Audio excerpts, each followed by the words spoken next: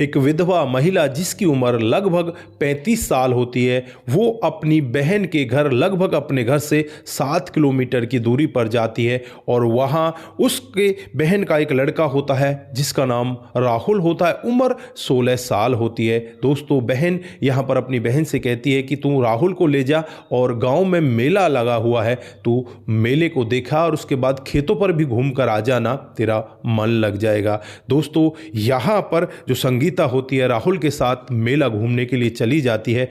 काफ़ी मेले में वो आनंद लेते हैं और उसके बाद वो खेतों पर चली जाती है। दोस्तों, जैसे ही खेतों पर ट्यूबवेल के पास वो एक कमरा बना हुआ देखती है तो यहाँ पर राहुल से पूछने लगती है कि इस कमरे के अंदर कौन रहता है। तो राहुल कहने लगता है कि इस कमरे के अंदर तो मेरे पापा रहते हैं। दोस्तों, अब यहाँ पर वो उस कमरे के अंदर जाती है और चारपाई को देखकर कहने लग जाती है कि इस चारपाई पर कौन लेटता है। तो वो यहाँ पर यही कहता है कि इस पर भी मेरे पापा ही लेटते हैं। तो यहाँ पर वो महिला कहती है कि क्या हम लोग इस पर नहीं लेट सकते।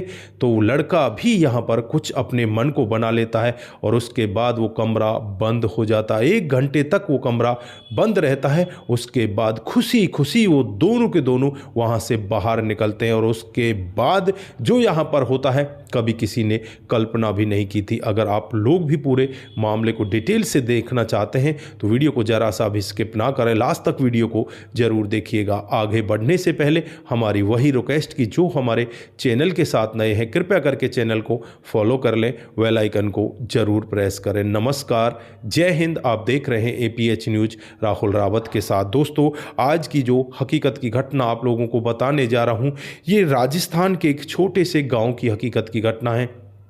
यहाँ पर संगीता नाम की एक लड़की जिसकी शादी 19 साल की उम्र में हो जाती है, उसके पति का नाम रमेश होता है और यहाँ पर उनके घर परिवार में एक और सदस्य होता है जो इस संगीता की सास होती है। जो संगीता का ससुर होता है वो इस जहाँ को कुछ दिन पहले ही छोड़ चुका होता है। दोस्तों, धीरे धीरे करके समय बीतने लगता है और समय के हिसाब से ही यहाँ पर इनका जीवन आगे बढ़ने लगता है। संगीता की एक और बहन होती है, उसकी भी शादी संगीता के साथ में ही हो जाती है।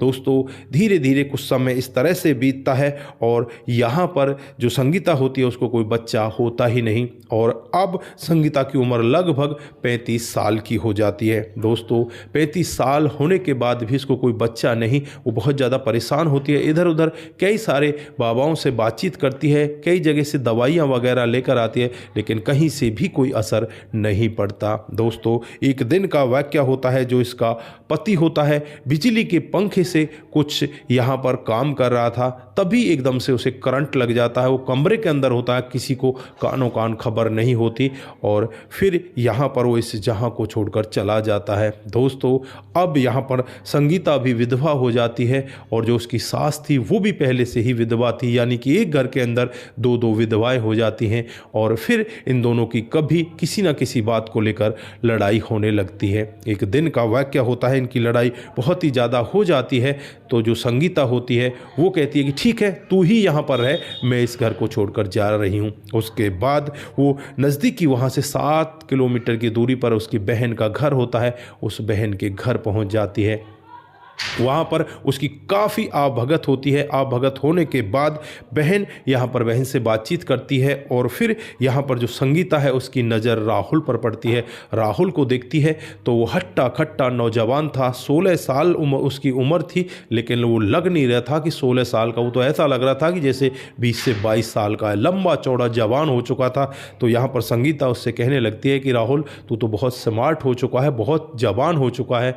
राहुल भी यहाँ पर उल्टा जवाब देता है कि मौसी, तुम भी स्मार्ट हो, बच्चा है, बच्चा तो ऐसे कह सकता है। दोस्तों, लेकिन यहाँ पर संगीता के मन में कुछ और ही चल रहा था। उसे लग रहा था कि मेरे पति की जो ज़रूरत है क्या मैं इसे पूरा कर सकती हूँ। दोस्तों, उसके बाद यहाँ पर इन दोनों की बातचीत होती है और जो यहाँ पर राहुल की माँ होती है उसके पास किसी का इनविटेशन यानी कि निमंत्रण आ जाता है और निमंत्रण के जरिए वो बाहर चली जाती है। राहुल यहाँ पर नहाने के लिए कपड़े उतारने लगता है, तभी यहाँ पर संगीता उससे कहने लगती है कि राहुल, क्या मैं तुझे नहला दूँ। तो यहाँ पर वो कहने लगता है कि मौसी अब मैं जवान हो चुका हूँ, बच्चा थोड़ी हूँ जो आप मुझे नहलाओगे।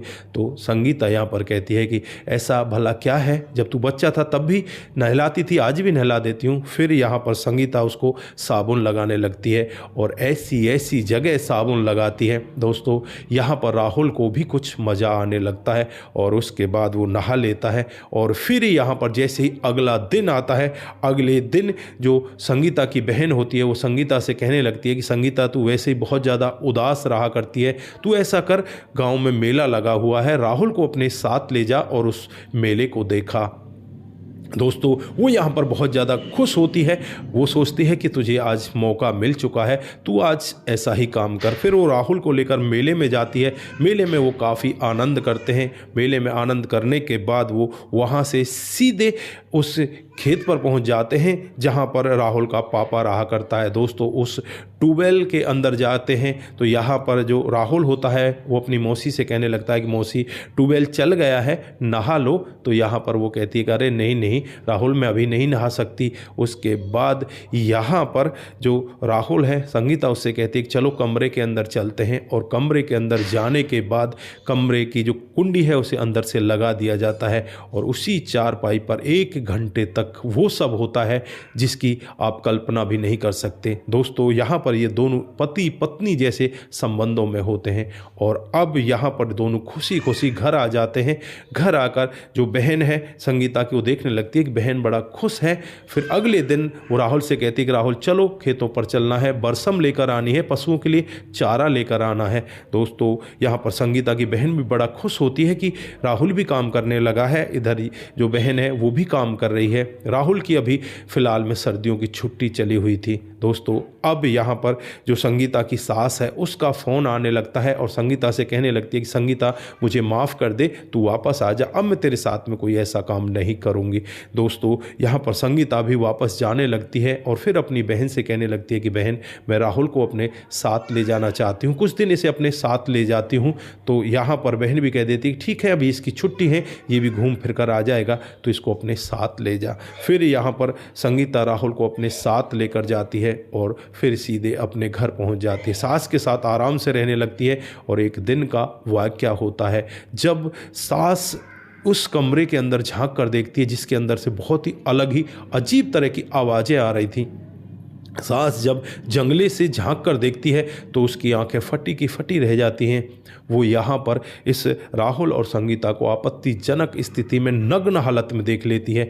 अब तो यहाँ पर जो सास है वो रुकती नहीं और फिर नज़दीकी पुलिस स्टेशन में पहुँच जाती है और पुलिस में जाकर पूरा मामला दर्ज करा देती है। दोस्तों पुलिस यहाँ पर आती है, पुलिस संगीता को गिरफ्तार करती है और संगीता से कहती है कि तूने बहुत ही गलत काम किया है, क्योंकि ये बच्चा अभी 16 साल का है, ये नाबालिग है, अगर इसकी इच्छा भी है तुम गलत काम नहीं कर सकती क्योंकि ये तुम्हारे ऊपर रेप का ही केस माना जाएगा। पॉस्को एक्ट के तहत यहाँ पर उसे गिरफ्तार किया जाता है और गिरफ्तार करके उसे जेल के अंदर बंद कर दिया जाता है। राहुल को उसके घर भिजवा दिया जाता है।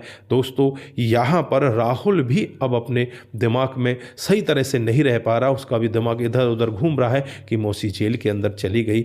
मौसी क्या, उसकी वो तो प्रेमिका बन चुकी थी, उसके साथ वो रंगरलियाँ मना रहा था। इस मौसी को भी देखना चाहिए था, अगर तेरी हवस इतनी ज़्यादा बढ़ रही थी तो तुझे अपने ही घर के बच्चे के साथ ऐसा करना था, तो दूसरी भी शादी कर सकती थी। तेरी उम्र 35 साल की है तो तू दूसरी शादी कर ले, लेकिन ऐसे बच्चों का शोषण करना कतई भी ठीक नहीं है। जो तुमने किया वो बहुत ही गलत है और आज तुम्हें तुम्हारे किए का कानून सजा देगी। कोर्ट आगे क्या उसे सजा देता है वो तो देखने वाली बात है। फिलहाल के लिए उसे गिरफ्तार कर लिया गया है।